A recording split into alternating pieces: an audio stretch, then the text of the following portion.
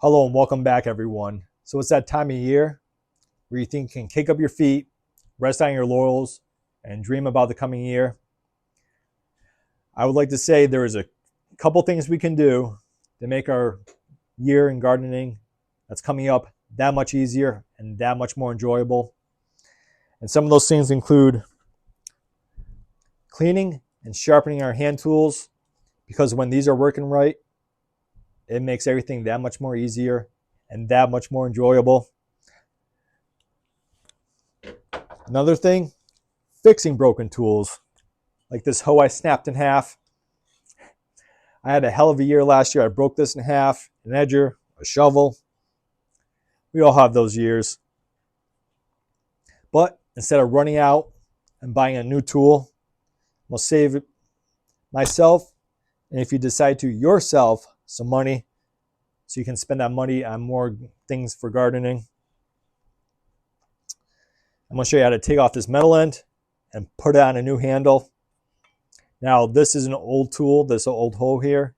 I just love the style. So if you have a newer tool, an older tool and a newer handle, you may need to take a palm sander to sand down the new handle, or take it to someone that can. That way, this metal end can fit on your new handle. And when your tools are sharpened, they're clean, they're fixed, the coming year in gardening is so much more enjoyable. You'll thank yourself that you took the little bit of time that it takes to get it done. I'm going to show you how today. This is the metal part of the hoe I was talking about. I already took one rivet off. In order to do that, for all your tools that have rivets, you're going to need a cold chisel. You can see here with this rivet, I already started to hit it. I'm going to hit it a little bit more. That way I can grab it with a pair of pliers or vice grips and pull it out if it doesn't break. And you're going to need a heavy hammer, like this 3-pound hammer right here. And then just put it on the edge. Give it a few good whacks. Sometimes you need to go back and forth with it.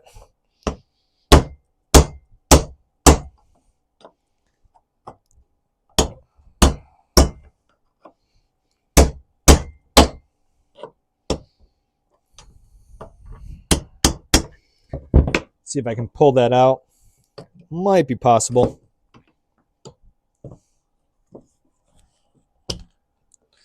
Well, I broke it off, so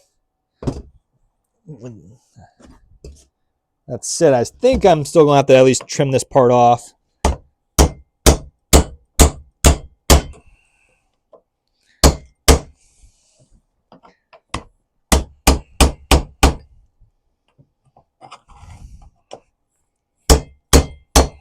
If I have to, I'll get a punch, and then we'll knock this portion off. I was able to get off the metal end. What I had to do for this hole here with the final rivet, you can see it in there still. The head came off. I just took my cold chisel, moved it back towards center, took a punch, and punched it further into the wood.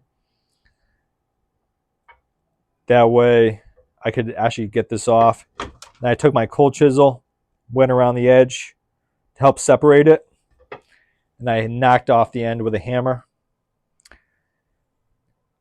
Now, typically this comes with a rivet. If it doesn't have a rivet, you can go ahead and use a screw. Or if you want to try a nail, I actually cut this back so it could actually fit in here, and then I can fold over the head. If you're folding over the head, try to use the ball peen hammer. I don't have one right here, so this will have to do.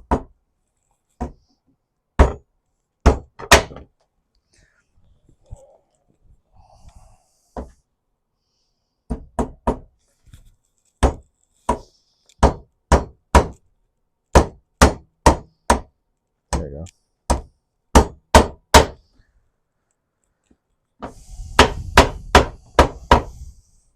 It's a little bit longer. I could fold over the head, but that works. Like I said, you can use a nice small screw.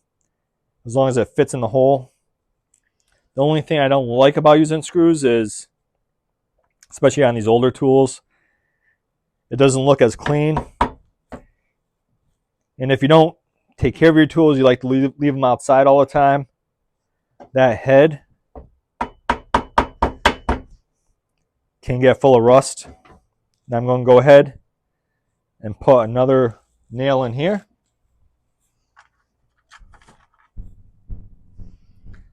You can see how I put a little edge on it. Might be a little bit longer, we'll see.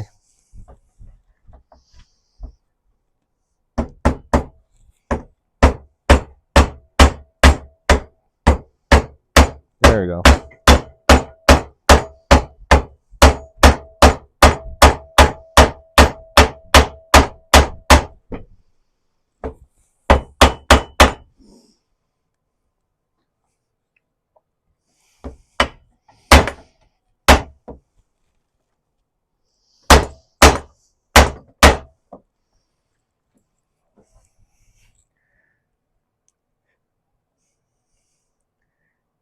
If I had a ball peen hammer, I'd use the round end and work it around.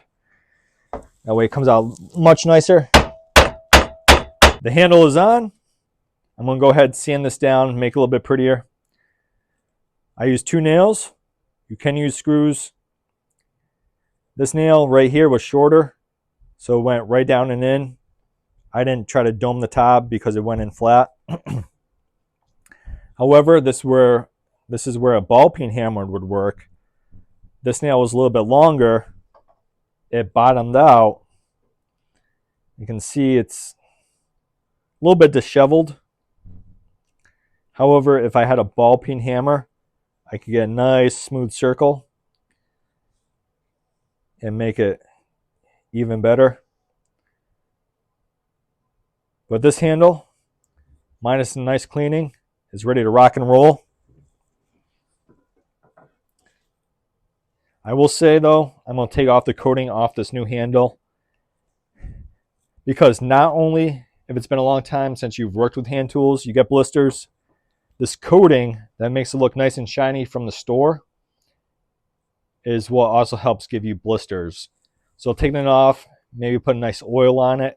That way it helps preserve the wood and reduces your chance of getting blisters, because we know how painful that can be, especially if you're trying to work, you're working consistently. So just take off this little coating and then put a good oil on it, or a stain, just to help preserve the wood. So we have this hand tool here. I went and cleaned it up with a steel brush. There are steel brushes that go into drills. They work extremely well. But in the event you don't have a drill, the wire brushes that go with it, a hand brush will work. And if you want to, you can take an Allen wrench on this one, for example, and a wrench or a socket to help take this apart and get a really clean it. However, if you, like I said, if you don't have those tools, maybe power's out, but you still need to get this done, you have time, simple wire brush and help get off all this corrosion. These were forgotten outside for whatever reason. It happens to the best of us.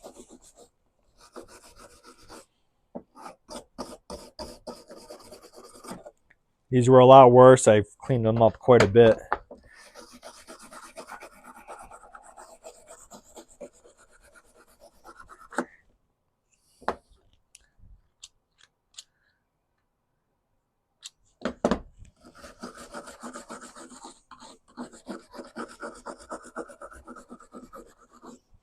So this is a dull end.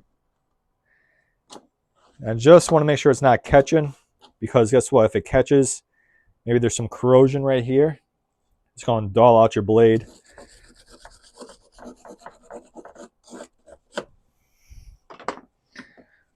It's not too shabby. You could always take it to a wire wheel, but all the heavy corrosion's off. Afterwards, you can go ahead and oil it up help keep the corrosion at bay.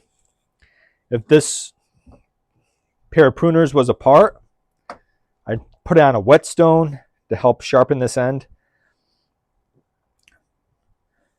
But just for the sake of this video, I'm going to keep it together and use a finer file. And when you're making your edge and just sharpening it, don't go at any angle. Try to find the natural angle of what they had the blade at and just follow it.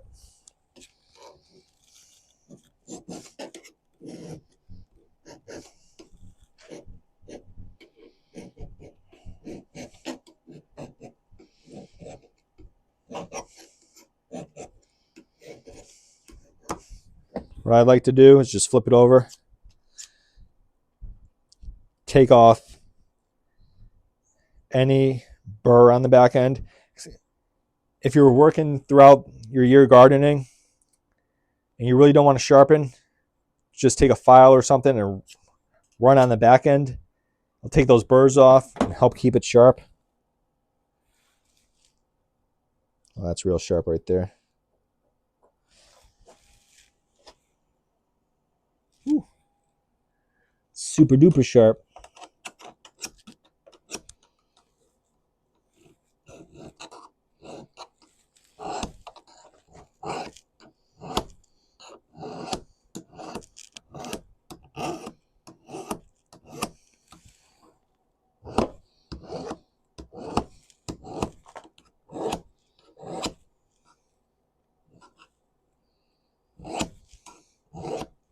Just take your time, find the angle. Ooh, there we go. That's looking really good, especially right down there.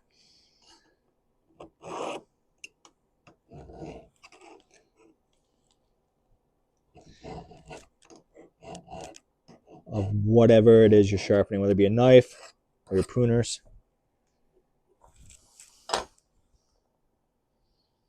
Be careful doing this. You don't want to cut yourself.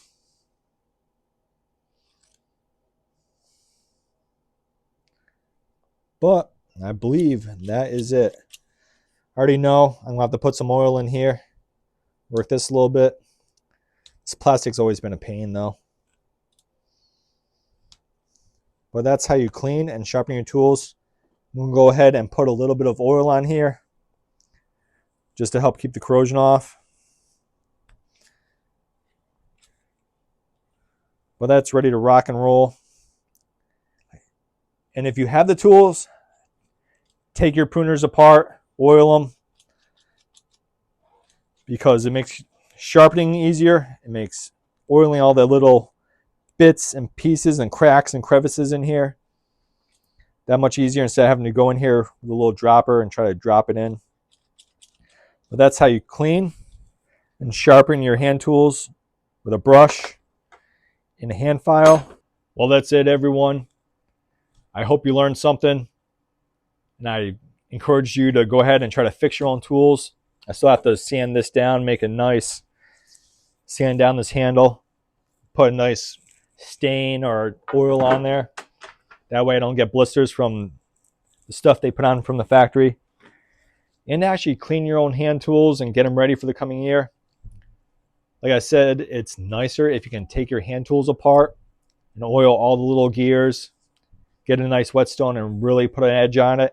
But if you don't, it's possible to just keep them together, take your time, and get them ready for the coming year without having to go through the hassle of taking them apart. But I encourage you, get your tools ready for the coming year. That way there's no more worries. You know you're good to go, and you can thoroughly enjoy and get ahead of the gardening year when it comes that time. You're not running behind and pulling your hair out, because that's never enjoyable.